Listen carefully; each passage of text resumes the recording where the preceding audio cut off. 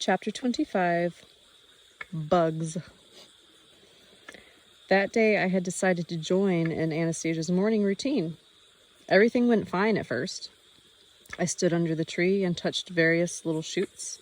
She told me about different herbs, and then I lay down beside her on the grass.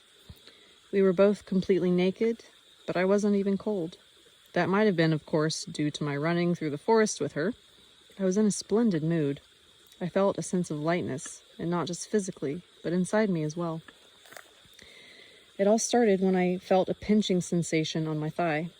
I raised my head and saw a small army of bugs crawling along my thigh and lower leg, including ants and some sort of beetle. I lifted my arm to swat them, but to no avail. Anastasia seized my arm in midair and held it, saying, "Do not touch them." Then she got up on her knees in front of me, bent over and pinned my other hand to the ground. I lay there as if crucified. I tried to free my arms, but couldn't. I felt that was an impossibility. Then I tried to jerk myself free with great effort. She kept restraining me with very little effort, her smile never fading from her face, and still my body felt more and more crawling things, all tickling, biting, and pinching, and I came to the conclusion that they were starting to eat me alive. I was in her hands both literally and figuratively. Taking stock of the situation, I realized that nobody knew where I was. Nobody would come here looking for me, and if they should happen to wander by, they would see my picked-over bones, indeed, if they saw any bones at all.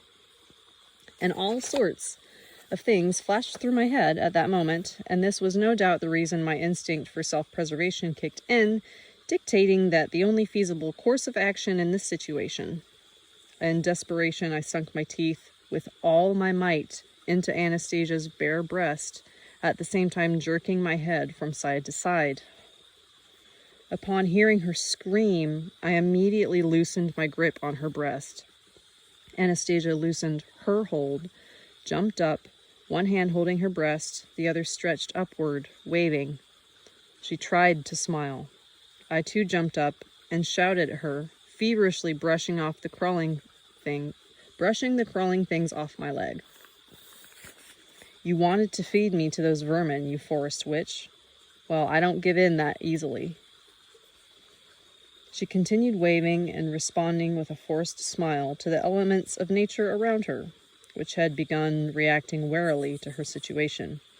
Anastasia looked at me and slowly, not with her usual sprightly gait, walked toward the lake, her head bowed.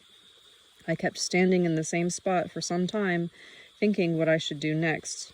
Return to the riverbank? How would I find the way? Follow Anastasia? But what would be the point? Nevertheless, I headed for the lake shore. Anastasia was sitting on the shore, rubbing tufts of grass between the palms of her hands and dabbing its juice on the part of her breast where a huge bruise left by my bite was clearly visible. It was probably very painful for her.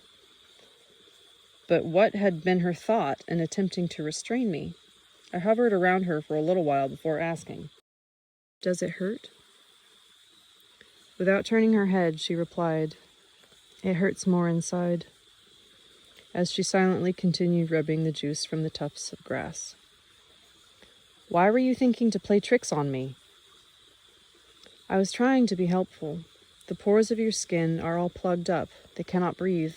The little bugs would have cleaned them out. It is not that painful. It is in fact rather pleasant." "And the snake I saw, wouldn't it have stung me in the leg?" "It was not doing you any harm. Even if it had released its venom, it would have only been on the surface, and I would have rubbed it in at once."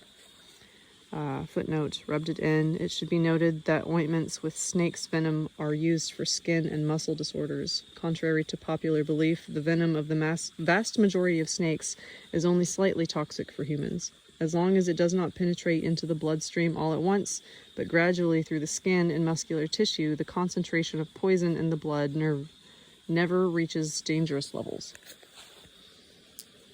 "The skin and muscles on your heel are deteriorating." "That's on account of a car accident," I said. For a time, neither of us spoke. The whole situation felt rather silly. Not knowing what to say, I asked her, "What happened?" Why didn't that invisible someone help you again, as before, when I lost consciousness? The reason he did not help was that I was smiling, and when you began biting me, I tried to smile. I began to feel uncomfortable in her presence. Picking up a tuft of grass, I rubbed it between my hands as hard as I could, then knelt down in front of her and began dabbing her bruise with my moistened palms.